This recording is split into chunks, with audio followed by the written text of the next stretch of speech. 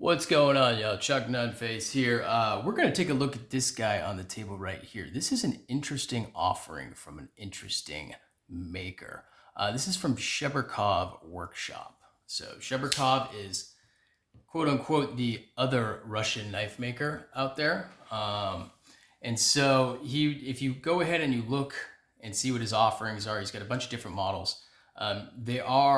He's definitely in that same type of design philosophy, and I would say manufacturing quality of, that other Russian knife company, Cheburkov knives.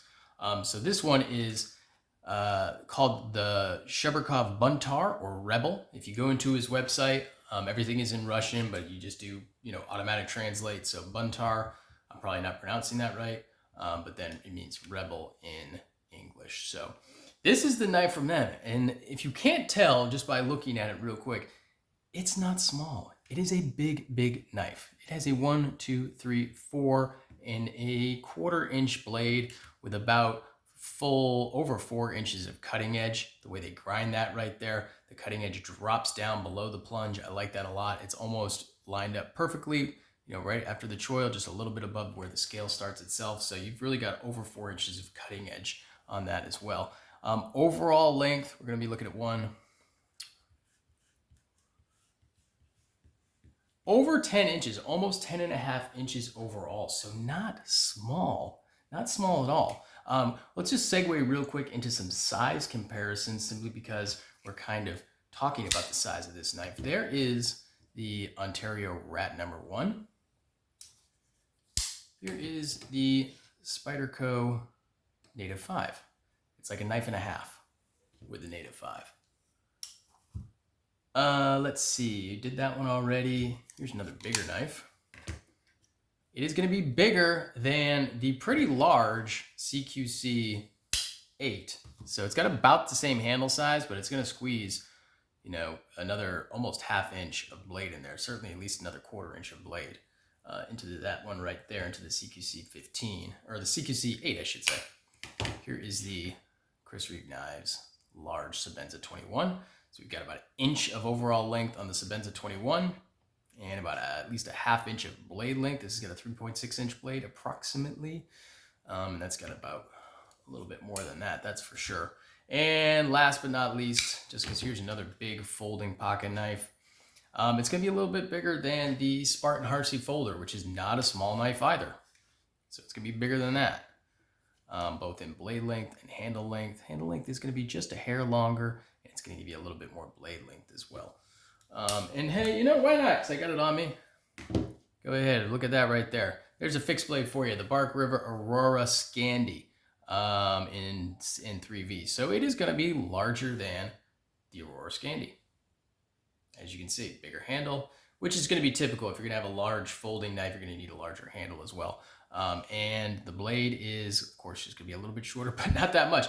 Just kind of gives you an idea of the size of the Rebel over here. So it's not small, but it's also not heavy. It's got really nice milling. The external milling looks great, and it feels great as well. Definitely has a nice tactile feel to it. Feels great in hand. It's got thin scales. It's slender. It's not super hand filling. It's not a wide grip or anything like that, but it does not feel small in my medium hands. Let me see. Do a little profile. If we're looking at these two knives right here, it's going to be a little thinner, I would say. Well, quite a bit thinner, actually, than the Spartan Heartsey Folder. It's going to be thinner, quite a bit thinner than the CQC 8. And let's see, here's a pretty thin knife right here. It's going to be just a little bit thicker than the AD 20.5. Right there, not a whole lot, but a little bit. It is a M390 blade. This particular one was made in 2011, as you can see right there. You should be able to see. Really cool clip point Bowie style blade with a nice big wide belly right there. So this knife is just gonna cut it just looks like it's ready to cut all the time. I really like the looks of this. I love a clip point blade. I love a Bowie knife, a Bowie style blade. I like that a lot. So this kind of just spoke to me. I ended up taking this in a partial trade with my friend Scott, Collection Picks 2023 on Instagram. I'll go ahead and link him in the description. I ended up trading. I picked up something recently, and in order to get it, I had to get rid of some things that I really liked. I got rid of one of my knives that was in my top 10, 5, and 3 video. But I ended up doing a partial trade plus some cash for this one right here with my friend Scott. And I definitely, I don't regret it. I missed the knife that I traded.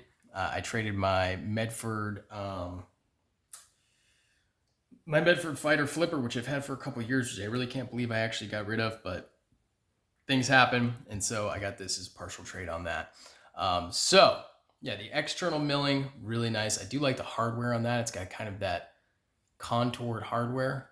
If you can see that right there, milled out and not really domed, but almost like it would be domed, but then flattened off, and it mirrors it on that side with a T8 screw. Minimal hardware, so it takes T8 on both, and that's really all there is as far as the body screws.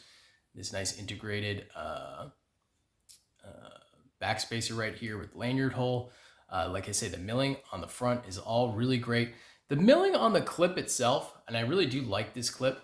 It's nicely designed. It's got good tension to it, and I like that little circular, almost like a lollipop coming out right there. There is a little bit of chatter marks and milling lines on the clip, but you know, it just kind of is what it is. And then, you know, there's a little chatter within the lock bar relief as well.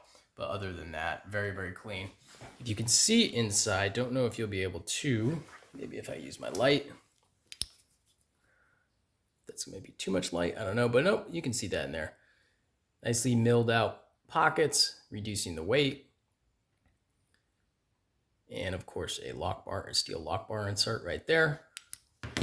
Had this light for a while. It's been through the wash more times than I can recollect. But yeah, action on this, nice. Nicely dialed in. So Scott, he had actually swapped out the original bearings and put skiff bearings in. He put skiffs in like everything, whether it's a bearing knife or, you know, ever since Skiff started releasing the thick washers, he's been putting washers and things and everything else. And it does have a real nice action to it. Now I've adjusted the action a little bit since getting it. It might be just a hair tighter than when he sent it to me, but it's definitely got a nice, smooth, not completely drop shut. Now I could tune it to be drop shut. Not that I really care about that sort of stuff. You know, my drop shut's not the most important thing in a knife. You know, what I would denote as quality or not, but I could tune it that way, but I may have a little blade play if I do something like that. And I definitely don't want that. If given the opportunity, if given the choice, you know, in a perfect world, a knife would always have the action that was exactly what I was looking for, plus, you know, no blade play in any direction. Now, oftentimes you're going to have to do a sacrifice. Now, me, I'm always going to choose to have no blade play over, you know, an action that would be perfect. Now, the deployment on this is nice. The closing it is very smooth. Not quite hydraulic. It's hydraulic once you kind of get it going, but it doesn't drop on its own. You do have to coax it a little bit. But yeah, it opens up really nicely. That jimping right there gets the job done.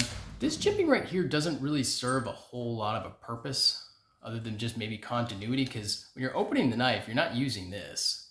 You're using this right here. So it's only got those two little grooves milled out right there, and then the rest is all on this side. So it's not really going to have much of an effect. Maybe just for looks, maybe for a little grip, but I can't imagine using the knife where I'll put my finger right there, because it's not really a finger choil. It's just more of a sharpening choil right there. The jimping on the back is nice. It's understated. It's the same texture as this stuff right here. It's functional, but it's not too aggressive. So it's definitely, definitely nice right there. Now, as far as these knives go, they're kind of hard to come by now. You know, with the war going on between Russia and Ukraine, things that are manufactured in Russia, they're not becoming available in the States super easily if you don't have an existing pipeline. Like, for instance, Cheburkov has an existing pipeline in the States through Recon 1. Cheburkov, definitely doesn't have the same sort of exclusive deal. They do pop up at dealers here and there, but I haven't seen anything lately. But I also haven't been looking for a Cheburkov all that much lately. This one I just kind of fell into. And so, I mean, they are available on his website, but as far as shipping to the States, you know, if you are in the US, I'm not sure what his policy is on that. You know, and I also don't know what the availability is, so I shouldn't even say they're available. I know he sells directly on his website, but I don't know what the availability is right now. Don't think when I was on there the other day I saw anything in stock and ready to go. But I do believe he's taking orders or at least requests and things like that. So in any case, go ahead, and that's going to do it for this video right here. I just wanted to kind of do a little overview of this knife, kind of share my thoughts on it. You know, because I posted on Instagram a couple of times here. So speaking of which, if you haven't done so already, give me a follow on Instagram at Chuck_Nunface. Go ahead and subscribe to the channel if you haven't done so already. I certainly would appreciate that. It definitely helps me out, kind of getting, you know, any sort of interactions I can get, comments, likes, things like that. It gets, you know, the kind of juices the algorithm a little bit and gets my stuff out there to more people. So I certainly appreciate that. That's going to do it for me today. Appreciate y'all checking this out. Stay tuned for more. Peace.